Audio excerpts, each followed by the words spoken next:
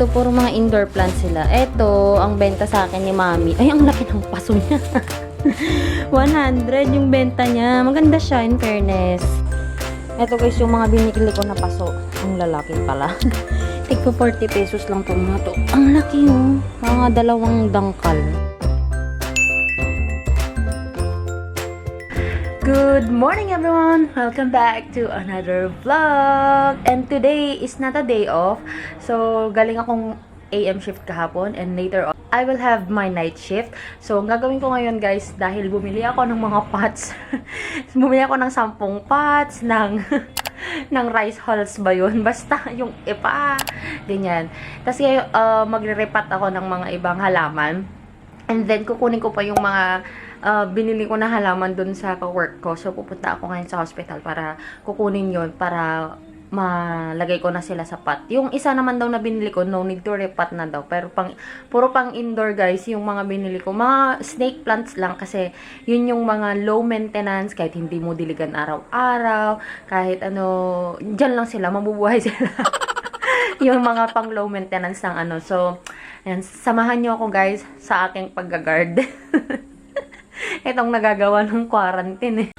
Grabe yung pawis ko guys na naglakad papuntang ospital. Ayan, nakuha ko na yung mga halaman. Ito, puro mga indoor plants sila. Ito, ang benta sa akin ni Mami. Ay, ang laki ng paso niya. 100 yung benta niya. Maganda siya, in fairness. Tapos may paso na kasi siya.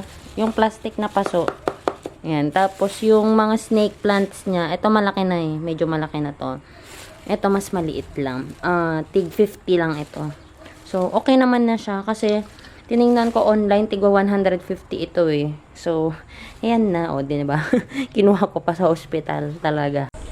Ito guys, yung mga binili ko na paso. Ang lalaki pala. Tigwa 40 pesos lang to mga to. Ang laki oh. Mga dalawang dangkal. Tapos yung diameter niya. Oh my gosh. Mabigat siya, beshi. Ay, wag kang mababasag. Yan. Daming lupa ang kailangan nito. Tanim pala ako dito. Ito, 1, 2, 3, 4, 5, 6. Mga kamote yan. Tapos ito, mga ano naman. Mga, ang tawag nito?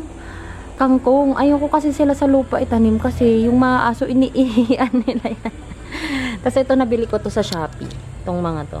Lawis-wis. Yan. Actually, isang halaman lang to pero pinagtatlo ko sila and dumadami na siya oh. Yan. Tapos dun sa pinagbilhan ko niyan, ng mga yan, mga paso, ito din. Binili ko, ipa. Garden soil, parang ganun. Ganyan lang daw yung ginagamit nila eh, sa mga binibenta nilang halaman. Ipa lang. Maxi naman eh, dyan ako maghahalaman eh. Inuman mo. Beshi. May muta ka pa. Uhaw na uhaw, besh. Wala kang umanda. Umalis. Ang dami namang papansin. Ang daming papansin. Namot ka. Bakit ba kasi may gustong sumali dito? Hey, Pinat! A few moments later.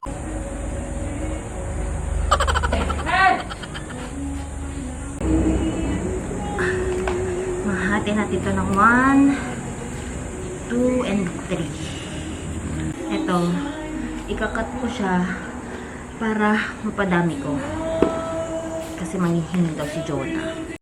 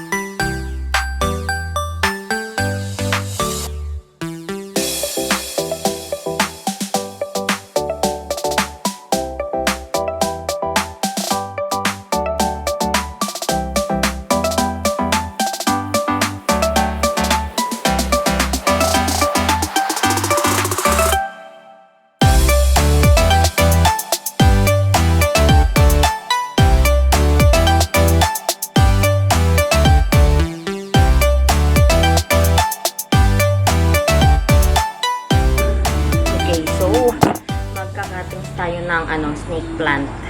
Maxi! Ay, ma-shoot lang yung camera ko dyan sa tubig, ha?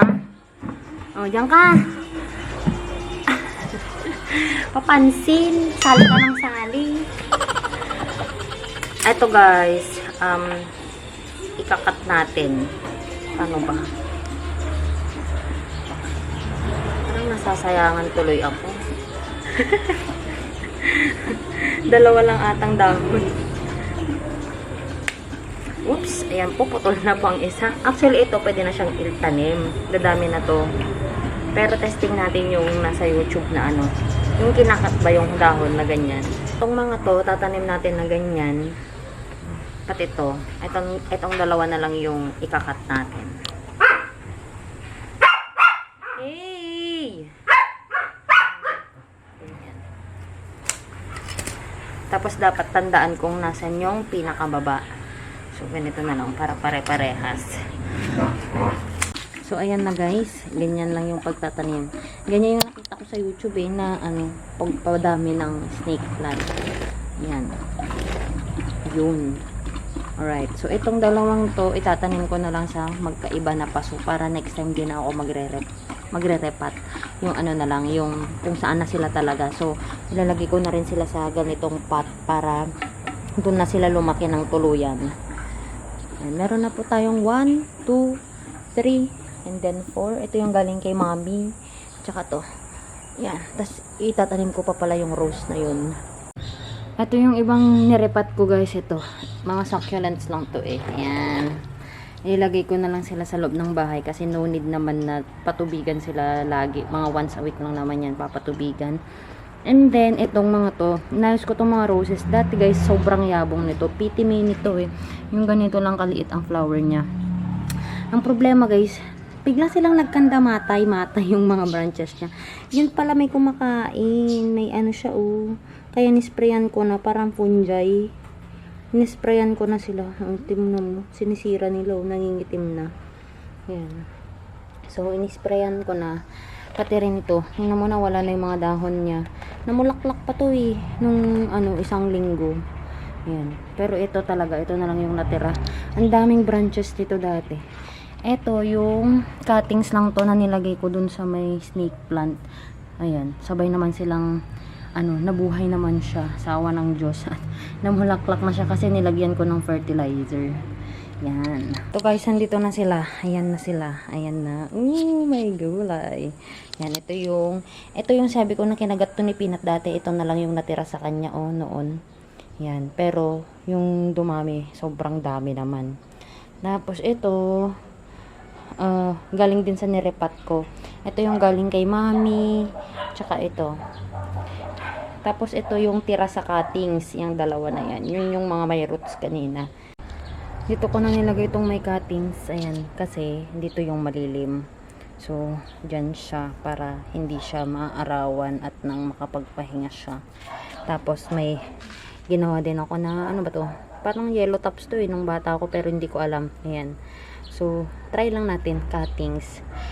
Ito naman, peace lily na pagkatagal-tagal ko nang binubuhay. Kaso, naaarawan siya, direct sunlight. Kaya dito ko na siya nilagay. Tapos, nilanggal ko na yung mga nangingitim na dahon. Gaya nito, hindi ko na to tinanggal. Medyo naninilaw siya. Kasi yung naarawan siya. At, nandito na ang ating mga roses. Yung mga pity mini. Ito yung dalawang nag-aagaw buhay. Ito, sana hindi siya mahawa. So, dito na lang siya. Ayan. Bali yan. Ayan. Kasi, ito, yung namumulaklak na. Tapos, may buds pa dyan. Ayan. Itong dalawa, hopefully, makasurvive sila. Ito naman, guys, is yung mga seedlings ko. Ito is yung tamarind na matamis talaga to eh. Yan. Binigay ito ng isang pasyente namin. Nilagay ko lang dyan yung mga buto. Ayan yung iba oh. Yan. Pero isa lang yung tumubo. Ito naman langka. Itatapon ko na sana. Kaso may lumalaban pa lang isa. Andyan siya oh.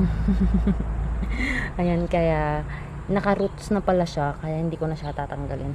Ito naman for repotting tong mga to. Kasi masyado na silang madami. Snake plant din pero ibang variety. Yung green na green. Hindi ko kasi masyadong bet to eh. Mas bet ko yung may dilaw. Tapos ito, fini-figure out ko pa to kung mahogany o rambutan. Pero yung buto niya kasi na nakita ko noon is rambutan. So, malamang rambutan yan. Ito, nirepat ko na rin to kasi tanim to ni Len. Ito, hindi ko na alam anong pangalan nito eh. Basta to. Ito naman guys is tanglad. Ilalagay ko to sa doon, sa corner doon. Pag may time kasi kinakain ng mga aso kaya tinaas ko sila. Ipapakita ko lang sa inyo guys kasi may dumating akong package. Ayan. Sakto guys kasi ngayon yung start ng challenge na gagawin ko na yung challenge ni Cassie Ho about abs. Gusto ko lang mas maging strong talaga yung core ko and if possible, medyo lumiit yung bilbilicus ko. Breathe.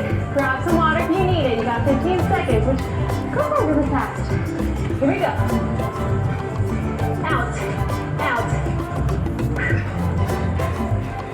You got it. Abs in tight. Back up. And lift. Take it nice and slow. Very good. Okay, you guys. Plank jack